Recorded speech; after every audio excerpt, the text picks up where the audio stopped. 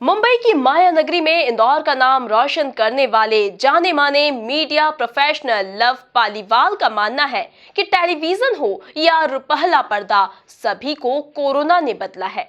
इसके साथ ही कई टीवी चैनल्स के लिए काम कर चुके लव का कहना है कि वेब सीरीज में भी सेंसरशिप होनी चाहिए ताकि समाज को नई दिशा मिल सके। देखिए खास रिपोर्ट। लव पालीवाल ने इंदौर के EMRC से पढ़ाई करने के बाद मुंबई का रुख किया, जहां उन्होंने नई बुलंदियां हासिल की। शुरुआती दिनों से ही BBC, स्टार टीवी नेटवर्क और UTV समेत कई बड़े मीडिया ब्रांड में अपनी क्रिएटिविटी का लोहा मनवाया। झलक दिखला जा, इमोशनल अत्याचार, इंडियाज डांसिंग सुपरस्टार समेत कई पॉपुलर वेब सीरीज भी ये टीवी इंडस्ट्री और डिजिटल प्लेटफॉर्म को दे चुके हैं।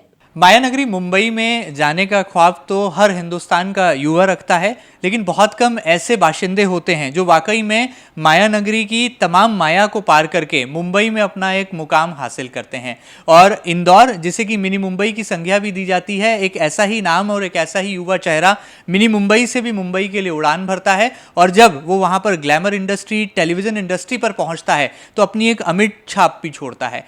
क्या क्रिएटिव जगत और क्या प्रोडक्शन जगत और क्या डायरेक्शन की लाइन, तमाम तरह के अनुभव वो साझा करता है और सीधे तौर पर कहा जाए तो टेलीविज़न इंडस्ट्री में अपनी एक अलग पहचान भी बनाते हैं। जी हाँ, इस चेहरे का नाम है लव पालीवाल, जो कि सीधे तौर पर इंदौर से गहरा नाता और रिश्ता तो रखते ही हैं, लेकिन मुंबई की फिल्म इंडस्ट्री की बात करें, टेलीविज़न इंडस्ट्री की बात करें तो लव पालीवाल का नाम जाना पहचाना है। आज वो हमारे साथ मौजूद हैं, बहुत सारे मसलों पर बात करने वाले हैं और ख़ासतौर पर ये जो कोरोना का संक्रमण काल चल रहा है, ऐसी चुनौतीपूर्ण हालातों में इंडस्ट्री कितनी बदलने वाली है और आने वाले कल में किस तरह से टेलीविज़न इंडस्ट्री और तमाम तरह की ग्लैमर इंडस्ट्री का भविष्य एक नई दिशा को पकड़ने वाला है, तमाम मसलों पर बात करते हैं। सबसे पहले लव जी, इंदौर को कितना मिस करते हैं? मुंबई जाने के बाद क्या मिनी मुंबई की कभी याद सताती है? और जब जब मिनी मुंबई आते हैं तो क्या मुंबई को भी मिस करते हैं? आपके सवाल में आपका जवाब है।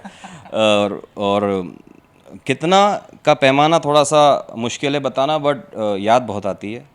और जब वहाँ रहते हैं तो यहाँ की याद आती है, यहाँ रहते हैं तो वहाँ की याद आती है। और क्योंकि ये इंसानी फितरत है, ये तो कुछ कर नहीं सकते। लेकिन हमेशा मैं यही बोलता हूँ और जब भी बोलता हूँ कि कर्म भूमि मुंबई है, जन्मभूमि इंदौर है, वो वैसे ही रहेगा। दोनों का अपना प्यार है, अपना सम्मान है, वो वैसे ही है। लव जी, क्या कहना चाहेंगे? आप एक मल्टी डायमेंशनल पर्सनालिटी हैं, आपने क्रिएटिव जी आपने अपने क्रिएटिव जगत में भी काम किया, टेलीविज़न से भी लगातार कई सालों तक आप जुड़े रहे, अब भी इंडस्ट्री में आप अपना एक अलग योगदान दे रहे हैं। किस तरह से देखते हैं इस दौर को और क्या लगता है कि आने वाले कल में इस इंडस्ट्री में कई नित नए रंग देखने को मिलने वाले हैं? इवॉल्व होता रहेगा टाइम, मतलब जैसे हम लोग पढ़ते भी हैं ना कहीं कि प्रकृति का नियम है चेंज आना। सो वो तो होता रहेगा, इवॉल्व होगा। और जो कोरोना काल और कोविड-19 इम्पैक्ट जिसको हम लोग बोलते हैं, तो ये तो पूरी दुनिया को बदल रहा है, पूरी दुनिया को बदल रहा है, समय से पहले बदल रहा है। और बुरे तरीके से भी और अच्छी तरीके से, हर तरीके से बदल रहा है।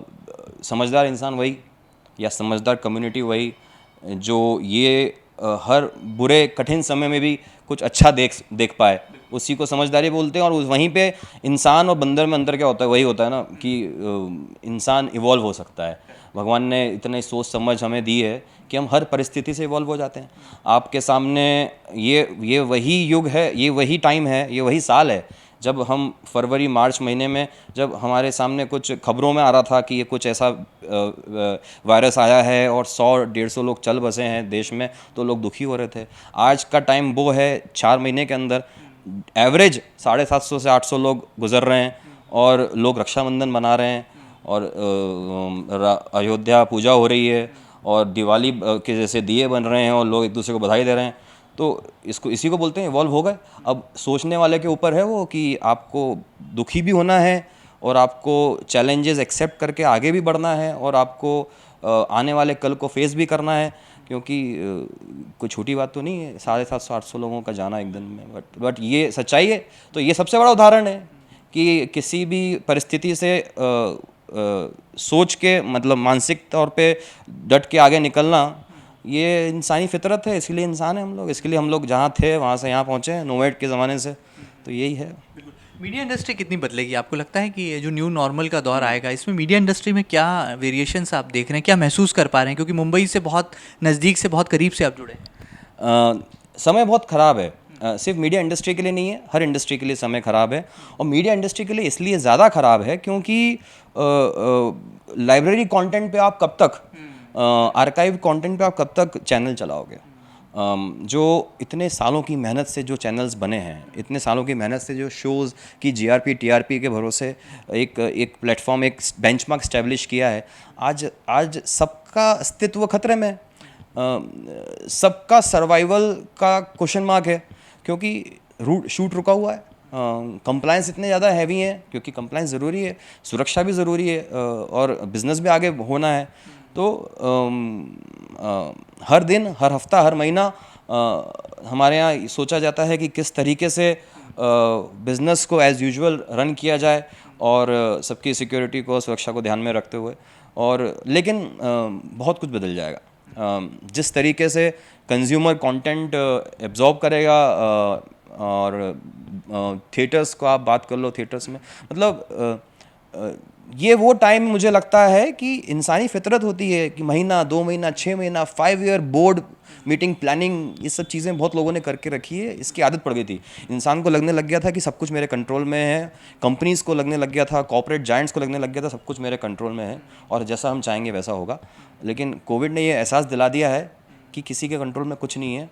अब जो होगा स्क्रैच से होगा और जैसा होगा वैसे आपको उससे उभरना होगा। तो आज आप और मैं बैठ के अगर कोशिश भी करें कि 1 साल बाद क्या होगा मीडिया इंडस्ट्री का, तो कोशिश ही कर सकते हैं हम। सच्चाई तो नहीं पता रहेगी क्योंकि बहुत तेज़ी से बदल रहा है। और जो लोग अंदर हैं, जो बाहर हैं और जो बड़े बड़े ज्ञाता हैं, उन्हें भी नहीं पता कि कितनी तेज़ी से समय बदल रहा है। लव जी, एक सवाल मेरे जहन में था कि इन दिनों जो है वेब सीरीज़ का दौर देखने में आ रहा है। लोग जो है पहले पर्दे से ज़्यादा जो है पहले टेलीविज़न में विश्वास करते थे, अब टेलीविज़न के बाद मोबाइल मीडियम पर आ गए, इंटरनेट की तरंगों पर जो वेब सीरीज़ लॉन्च हो रही है उस पर लोगों का बहुत ज़्यादा ध्यान है। लेकिन ऐसा देखने में आता है कि वेब सीरीज़ के मामले में जब कंटेंट को मॉनिटर किया जाता है तो वहाँ पर सेंसरशिप जैसी कोई चीज़ नज़र नहीं आती। आपको लगता है कि ये सोसाइटी पर एक गलत इम्पैक्ट डाल रही हैं या ये आने वाले समय में समाज को एक गलत दिशा की तरफ मोड़ सकती हैं? आपका व्यक्तिगत राय क्या है, व्यक्तिगत अनुभव क्या है? मेरी आप में और मेरे में जो कॉमन बात है ना, हम लोगों में, हम लोग कंज्यूमर भी हैं और हम लोग कंटेंट क्रिएट भी करते हैं और कंटेंट क्रिएट करने वालों के साथ काम भी करते हैं।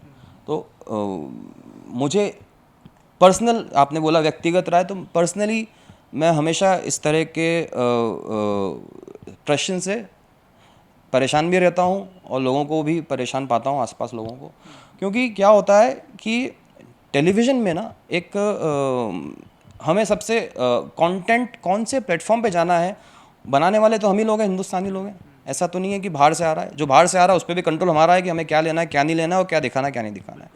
लेकिन एक सेंसरशिप की एक जो परिभाषा है वो बड़ी कठोर तरीके से ली जाती है, क्योंकि सेंसरशिप के नाम पे ये समझा जाता है कि सिर्फ सेंसर यानी काटना, यानी आपने सामने ने किसी ने कुछ कंटेंट बनाया है और मुझे उसको देख के मुझे डिसाइड करना है कि ये दिखाने लायक है या नहीं है।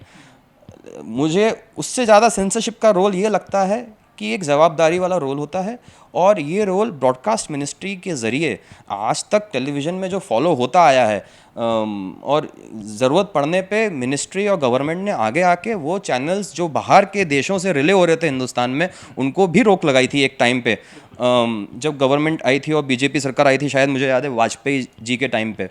तो ये चीज़ हम देखते आए हैं ट्रेंड, क्योंकि जितना जवाबदारी देखने वाले का बनता है उतना जवाबदारी कंटेंट बनाने वाले का बनता है, उतना जवाबदारी सरकार का बनता है, गवर्नमेंट का बनता है कि इस देश का कल्चर क्या है, इस देश का सोशल सिस्टम क्या है, किस तरीके, हमारी हिस्ट्री क्या है, हमारा कल्चर क्या है, और हम कितने तैयार हैं किस तरह के कंटेंट को एब्जॉर्ब करने के लिए, और हमारी पॉपुलेशन कितना मैच्योर्ड है उस चीज़ों को एब्जॉर्ब करने के लिए। ये कल्चर से फ़र्क पड़ता है, सोशल अपब्रिंगिंग से फ़र्क पड़ता है। अब ये चीज़ कहीं मिस हो रही है। वो मिस ऐसे हो रही है कि क्योंकि आपके टेलीविज़न के अंदर तो एक फ्रेमवर्क है कि ये नियम कायदे कानून है, इनके हिसाब से आपको कंटेंट आना चाहिए।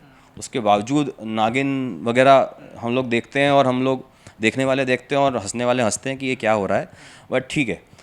लेकिन जब वेब सीरीज़ की बात आती है तो ये डिबेट जब से वेब सीरीज़ का मार्केट शुरू हुआ है और बूम किया है इंडिया में, तब से ये डिबेट चल रही है कि क्या गवर्नमेंट इंटरफेयर करेगी। फिर गवर्नमेंट इंटरफेयर करती है, कंप्लेंट्स जाती है, तो ये सारे जो प्लेटफॉर्म्स हैं ये बोलते हैं कि नहीं, हम अपने कंटेंट को खुद स्कैन करेंगे, मॉनिटर करेंगे, पुलिस करेंगे। और वो पुलिसिंग जो है वो सब्जेक्टिव हो जाती है। आप बनाने वाला और पुलिसिंग करने वाला जब एक ही शख्स है तो आप ईमानदारी कहाँ से एक्सपेक्ट कर सकते हो। और वो डिबेट आज भी चल रही है। अब क्योंकि समय से तेज़ी से चल रहा है वेब सीरीज़ का कंटेंट का आना हमारे सिस्टम में, और उतनी तेज़ी से कंप्लायंस, उतनी तेज़ी से मिनिस्ट्री अपना डिसीजन नहीं ले पा रही है। ये हर 4 महीने में एक खबर आती है कि कड़े नियम लागू होंगे। हम खबरों में पढ़ते हैं, आप ही लोग लिखते हो, बनाते हो, बट वो दिखता पता नहीं कब लागू होंगे, पता नहीं। लेकिन है दिक्कत की बात वहाँ है कि कंटेंट बनाने वाले भी हम ही लोग हैं, हिंदुस्तानी हैं। तो जब कोई इस तरह का कंटेंट वेब सीरीज़ पे आता है जो कि सारे थ्रेशोल्ड्स, सारी सीमाएं लांघ जाता है, वो बज़ क्रिएट करता है, वो पीआर स्टंट होते हैं, और यही थोड़ा सा चीप स्टंट है ना, यही समाज के लिए अच्छे नहीं है। अच्छा, क्या लगता है ये जो वेब सीरीज़ हैं ये टेलीविज़न को भी और फिल्म के रूप पहले पर्दे को भी नुकसान पहुंचाएंगी आने वाले दिनों में? क्योंकि शॉर्टकट का ज़माना है, नाम आदमी शॉर्टकट से कमाना चाहता है, पैसा शॉर्टकट से कमाना चाहता है, और अब तो एंटरटेनमेंट भी इन वेब सीरीज़ के ज़रिए शॉर्टकट से आने लगा है, मिलने लगा है। तो क्या ये शॉर्टकट कहीं लगता है कि जो ट्रेडिशनल इंडस्ट्री है उसको अफेक्ट करेगा? आपको लगता है, महसूस करते हैं आप ऐसा कुछ? इफ़ेक्ट करने का पैमाना आपका क्या बिजनेस से है या किस तरीके के? कंटेंट वैल्यू से मुझे नहीं लगता, सबकी अपनी जगह है। जैसे हम इंदौर में अभी, ठीक है, मैं एक छोटे शहर से जाके आया, मेरे रिश्तेदार रहते हैं वहाँ, वो और छोटा डिस्ट्रिक्ट है एमपी राजस्थान बॉर्डर पे, और हम बॉम्बे में काम करते हैं, तो हम तो हर तरीके के कंज्यूमर बिहेवियर को नोटिस करते हैं, और हम ताजुब भी करते हैं कि अच्छा, बॉम्बे में हमको लगता है देख के कि अच्छा ये चल रहा है, लेकिन यहाँ पे तो कुछ और ही चल रहा है। तो हर कंटेंट का अपना मार्केट है, अपना कंज्यूमर है। और अगर आप स्टडीज़ भी देखो तो जितना आपका प्राइम टाइम है, प्राइम टाइम टेलीविज़न पे ड्राइव करने वाली ऑडियंस किधर बैठी है? हिंदी भाषी सेंट्रल इंडिया और नॉर्थ इंडिया में बैठी है। ये सेंट्रल नॉर्थ इंडिया में जो लोग देखते हैं वही रेटिंग्स हमें पता चलती है, वही रेटिंग्स हमें मालूम पड़ती है, तो हम वही हमारे लोग बनाते हैं। तो वो एक साइकिल है।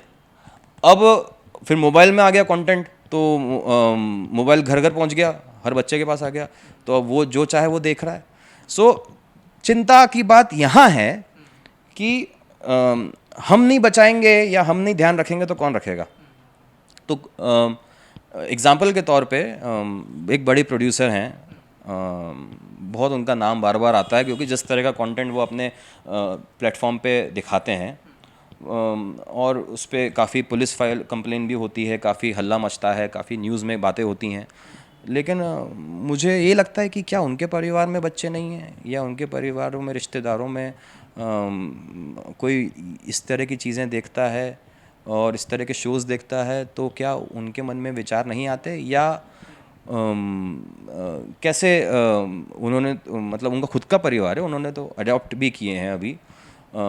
तो आप सिर्फ बिजनेस वुमेन के नज़रिए से चीज़ों को देख रहे हो कि बिज़नेस कैसे, या आपको लगता है कि हिंदुस्तान का कल्चर या सोशल सिस्टम रेडी है इस तरह के कंटेंट के लिए, और आप डिसीजन मेकर हो क्योंकि कोई सेंसरशिप तो है नहीं वहाँ, तो आप परोस रहे हो, आप बहुत तेज़ी से आगे चल रहे हो। आपने टेलीविज़न के अंदर भी बहुत तेज़ी से आगे चले और लोगों ने आपको पसंद भी किया, लोगों ने आपको बुरा भला भी बोला, आपने रिस्क लिया, लोग मानते हैं आपके लिए, मतलब सारी प्रतिभा एक तरफ, लेकिन जवाबदारी किधर है, जिम्मेदारी किधर है? और घूम फिर के यही है कि आपको एक्सपोजर है, मुझे एक्सपोजर है कि ग्लोबली लोग कैसा कंटेंट एक्सेप्ट करते हैं या नहीं करते हैं, या लेकिन सब अपने सोशल और कल्चरल सिस्टम और फ्रेमवर्क के दायरे में चीज़ों को समझते हैं, अपनाते हैं और एग्जीक्यूट करते हैं। अब वही चीज़ें जब आप एक वेब सीरीज़ के अंदर एक सीन दिखाते हो कि एक सीन किसी वेब सीरीज़ में था कि वो पिताजी इंस्पेक्टर हैं और बच्चा बड़ा फैसिनेट होता है पिताजी के रिवॉल्वर से, और वो रिवॉल्वर लेके अपना उसके दोस्त उसको परेशान करते हैं। और ये जो मैं आपको प्लॉट बता रहा हूँ ना, ये काफ़ी वेब सीरीज़ में देखने को मिल रहा है आजकल। ये प्लॉट किधर से आया है? ये यूएस में जो फायर गन्स वगैरह के केसेस होते हैं, बच्चे स्कूल में लेके जाते हैं, ये वहाँ से आया ना, वहाँ से आपने पिक किया। क्या रेलेवेंस है उसका इधर? और क्योंकि वो पिक किया, वो तो खबर है, वो तो उस देश की खबर है, वो देश उससे जूझ रहा है उस तकलीफ से, उसको आपने यहाँ पिक किया। अब यहाँ पे बच्चे, आपने क्या देखा? वो तो फैमिली के संग बैठ के आप देख रहे हो, आप रिवॉल्वर लेके जाओ पापा की स्कूल में, आपको कोई बुली कर रहा है, आपको कोई तकलीफ दे रहा है बड़ा बच्चा स्कूल में, आप उसको दिखा दो गन। तो क्या कम्युनिकेट, आप क्या लेके जा रहे हो समाज में? तो और ये दिक्कत वहाँ है कि मोबाइल पे कंटेंट है। यानी एग्जाम्पल के तौर पे कि आपके ही बेटे के पास 2 मोबाइल हैं, आपकी जानकारी में एक है, एक उसके पास खुद के पास भी है, और वो क्या देख रहा है, उसको क्या समझ है, क्या उसकी सोशल अपब्रिंगिंग, जिस शहर का है वो, जिस परिवार का है, उसका परवरिश जैसा है, क्या वो तैयार है इस तरह के कंटेंट के लिए? इसमें एक चीज़ और जोड़ना चाहूँगा लव जी, कि हाल ही में भारतीय सेना ने, इंडियन आर्मी ने एक सर्कुलर भी जारी किया, जिसमें अब आर्मी को रिलेटेड अगर कोई वेब सीरीज़ बनती है, कोई ई कंटेंट तैयार होता है, तो पहले आर्मी से परमिशन लेना होगी। आर्मी से रिलेटेड अब कोई कंटेंट जो है कोई प्रोड्यूसर डायरेक्टर नहीं बना पाएगा। तो आपको लगता है ये सही स्टेप है, और आने वाले समय में और भी कई ऐसे समाज के अभिन्न अंग जो हैं, पहलू हैं, वो इस तरह का सर्कुलर दे सकते हैं ताकि पाबंदी लगाई जा सके? क्योंकि भारतीय सेना ने ये साहस तो दिखाया है यहाँ पर आगे बढ़कर। सो इसका देखिए, कंटेंट क्रिएशन, जैसे हम लोग हमेशा बोलते हैं ना, हम लोग पढ़े भी हैं, आप भी मास्टर्स करा है आपने भी, मैंने भी मास्टर्स किया है, जर्नलिज्म ब्रॉडकास्टिंग हम लोगों ने पढ़ी है। और कंटेंट क्रिएशन की जवाबदारी बनाने वाले पे पहले होती है और देखने वाले पे बाद में होती है। और सेंसरशिप तो एक कवर है, एक पुलिसिंग है, उसकी ज़रूरत ही नहीं पड़नी चाहिए। तो जो आप बता रहे हो, ये केस जो था, ये इस पर लोग 2 तरह की राय बनी थी। एक डेमोक्रेसी, एक राइट्स की हक है, मैं एक फ्री नागरिक हूँ इस देश का, और हाँ, और रिप्रेजेंटेशन की आज़ादी, फंडामेंटल राइट्स में आता है वो, राइट टू एक्सप्रेस। तो ठीक है, वो है राइट टू एक्सप्रेस, कोई उसको मिस इंटरप्रेट करके लोगों ने किया। बट वो अगर इतना रोष और इतना ज़्यादा बैकस्लैश जिसको बोलते हैं मिला उस एपिसोड को, उस कहानी को, शो को, उस प्रोड्यूसर को, वो मिला क्योंकि वो सही था। आप कंटेंट क्रिएट करने के, या आपको मालूम था, ऐसा भी नहीं है आप आज आके प्रोड्यूसर नहीं बने हो, ठीक है, आप बाहर के देश से नहीं आए हो, आप यहीं पले बड़े हो, आपके अंदर वैल्यूज़ यहीं की हैं, और आप एक बहुत बड़े फिल्मी परिवार से हो, और आप सालों से सक्सेसफुली कंटेंट क्रिएट कर रहे हो, और आप बहुत बड़े हो। तो ऐसा नहीं है कि आपको समझ नहीं है, ऐसा नहीं है कि आपकी टीम को समझ नहीं है। ये तरीके होते हैं पब्लिसिटी स्टंट। एक तरीके, आप एक रिस्क लेते हो, एक कैलकुलेटेड रिस्क लेते हो कि चलो इससे ज़्यादा से ज़्यादा क्या होगा, पुलिस केस होगा, केसेस बनेंगे, तो आपके पास एक बहुत बड़ी लॉयर टीम होती है जिनको आप काम पे लगा दोगे, और वो लोग आपके लिए केस लड़ेंगे। लेकिन अब क्या हुआ, ये पब्लिसिटी स्टंट के चक्कर में, अगर मैंने लिटरली न्यूज़ देखा तो मुझे पता चला कि ये शो कौन सा है, और इसमें तो आपका फॉर्मूला सक्सेस हो गया, और मेरे जैसे के साथ कई सबके संग सक्सेस हो गया कि लोग अब जानने लगे आपका शो, लोग आपके प्लेटफॉर्म पे आने लगे। तो इस तरह की हरकतें गलत है, क्योंकि ये जो आप आर्मी, जो मिलिट्री वाला पॉइंट बता रहे हो, ये कोड ऑफ कंडक्ट, ये एथिक्स, ये ब्रॉडकास्ट में लिखा गया है, ये जर्नलिज्म में भी है और कंटेंट क्रिएशन में भी है, और सेंसरशिप जो ब्रॉडकास्ट मिनिस्ट्री फॉलो करती है टेलीविज़न के लिए, उसमें भी है। आप नेशनल एम्ब्लेम का यूज़, करेंसी का यूज़, गांधी जी का पिक्चर उसके ऊपर, इन सब के ऊपर पॉइंटर्स बने हुए हैं, और आप नहीं कर सकते। आप आर्मी की यूनिफॉर्म, फेक यूनिफॉर्म आपको बनानी होगी, आप रियल यूनिफॉर्म डिपिक्ट नहीं कर सकते। और ऊपर से इस तरह का सीन, तो ये सोचा समझा पब्लिसिटी स्टंट है, और कोई इसमें फ्रीडम ऑफ एक्सप्रेशन का कोई सवाल नहीं है, और इससे को बचा नहीं जा सकता। जो गलत है गलत है। मैं तो मानता हूँ कि बहुत अच्छा हुआ, क्योंकि आपने एक रिस्क लिया, आपका तो फ़ायदा हो गया, लेकिन अब इंडियन आर्मी या यूनिफॉर्म के ऊपर कोई भी इस तरह की काम नहीं कर पाएगा। ये टेलीविज़न में एग्जिस्ट करता है, ये फिल्म्स में एग्जिस्ट करता है। अगर आप लोगों ने, हम तो सालों से देख रहे हैं, एक डिस्क्लेमर लिखा हुआ आता है बाकायदा कि सारे नियम कानून को ध्यान में रखा गया है, कहीं पे भी तौहीन नहीं हुई है। क्यों फिल्म वाले फॉलो करते हैं? क्योंकि वो CBFC जाता है, वहाँ पे मिनिस्ट्री के रूल्स आते हैं, तो कोई रूल्स एग्जिस्ट करते हैं। आपने डिसाइड किया क्योंकि web series social digital platform के ऊपर कोई सेंसरशिप गवर्नमेंट की नहीं है। आपने डिसाइड किया कि अच्छा मैं ये रिस्क लूँगी और मेरा इससे हल्ला मचेगा और इससे मेरा फ़ायदा होगा और प्रोपेगेंडा होगा। ये गैर जवाबदाराना हरकत आपकी थी। अच्छा लव जी, बहुत सारी गंभीर बातें हो गई, अब थोड़ी सी हल्की बातें भी कर लेते हैं। मुंबई और मिनी मुंबई में क्या अंतर पाते हैं, और क्या लगता है कि भविष्य की मुंबई या इंडस्ट्री मिनी मुंबई में भी इस्टेब्लिश हो सकती है, क्योंकि गवर्नमेंट कई प्रयास कर चुकी है। यहाँ पर फिल्म सिटी बनाने का प्रपोजल भी गवर्नमेंट के पास है, और कई ऐसी लोकेशंस हैं जहाँ पर कई बड़ी फिल्में जो हैं शूट हो चुकी हैं। तो आपको लगता है कोई उम्मीदें हैं, कोई होप्स हैं इंदौर को लेकर, मिनी मुंबई को लेकर? तो इस बात को हम इस तरह से कह सकते हैं कि अगर आज की तारीख में इंदौर से, मेरी जानकारी में, मेरे कॉलेज से मैं मान के चलता हूँ कि 1,500-2 हज़ार बच्चे 15-20 साल में अपना करियर वहाँ पे इस्टेब्लिश कर चुके हैं। सो मुद्दा की बात वहीं आती है कि खबरें हम सब पढ़ते हैं, खबरें सुनते बहुत हैं, पढ़ते भी बहुत हैं, उम्मीदें भी हमें बहुत दी जाती है, लेकिन इम्प्लीमेंटेशन और एग्जीक्यूशन कब होगा, हमारी आधी उम्र तो चली गई। इंदौर से मिनी मुंबई, यानी हम जब परवरिश हमारी हो रही थी तब से हम सुनते आ रहे mini Mumbai in terms of business. Indore is a Mumbai for MP state. Okay, so किधर है रिजल्ट, किधर है? हम लोग जाते ही नहीं ना। हम लोग क्यों जाते इंदौर छोड़ के मुंबई? अगर यहाँ सब होता तो बहुत अच्छी बात है अगर हो जाए तो। अच्छा, गवर्नमेंट से गुहार लगाएंगे क्या जो लोग स्टैब्लिश हैं मुंबई में, इंदौर के खास तौर पर, वो इस तरह की कोई डिमांड करेंगे कि इंदौर में भी एक इंडस्ट्री स्टैब्लिश होना चाहिए, ताकि जो युवा उड़ान भरता है मुंबई के लिए, उसे अगर मिनी मुंबई में वो इंडस्ट्री की ज़रूरत पूरी हो जाए उसकी, तो यहीं पर करियर भी बना सकता है, और इंदौर को चूँकि पर्यटन की दृष्टि से भी, टूरिज्म की दृष्टि से भी एक अच्छा स्थान मिला है, तो ऐसे में ये भी हम एक्सप्लोर कर सकते हैं। आप मांग करते हैं कैसे? मैं तो बहुत छोटा मुलाजिम हूँ और मेरे से मतलब इंदौर का हिस्ट्री, इंदौर के हिस्ट्री में 40-50 सालों से बड़े सीनियर राइटर, एक्टर्स रहे हैं बॉलीवुड में, मुंबई में, और सब ने बहुत कोशिश करी है। खबरें यहाँ तक भी आती है, काफ़ी बड़ी प्रोडक्शन हाउसेज ने और काफ़ी बड़े एक्टर्स ने यहाँ पे रियल एस्टेट में इन्वेस्ट करके रखा है। खबरें हैं, मुझे नहीं पता, ठीक है, अगर मेरी रिक्वेस्ट करने से फ़र्क पड़ता है कहीं तो मैं भी कर लेता हूँ रिक्वेस्ट की। डेफिनेटली हमारा तो आधा जीवन चला गया अपनी मातृभूमि से दूर रह के, तो कुछ अच्छा हो जाए आने वाली जनरेशन के लिए तो क्यों नहीं। हर स्टेट कर रही है, राजस्थान कर रहा है, बिहार कर रहा है, तो एमपी को भी करना चाहिए। बट कहीं पे ना प्रॉब्लम वही आता है कि हर चीज़ में पॉलिटिसाइजेशन, हर चीज़ में, हर डिसीजन के अंदर जो ब्यूरोक्रेसी आ जाती है, और हर डिसीजन के अंदर थोड़ा ईमानदारी से जो एक कर्म करने की ज़रूरत है, एग्जीक्यूशन की ज़रूरत है। उसमें तो सर अभी हमारी इंडस्ट्री क्या, मतलब हमारे देश में बहुत सारी चीज़ें उस पर चलती हैं, तो वहीं हम लोग पीछे रह जाते हैं। ये बताइए, आज के नौजवानों के लिए आपका सक्सेस मंत्र क्या है? वो कौन सा सक्सेस मंत्र है जिसको आपने अपने करियर में एग्जीक्यूट किया, फॉलो किया, और आज इस मुकाम पर हैं, इस मंजिल को आपने छुआ है?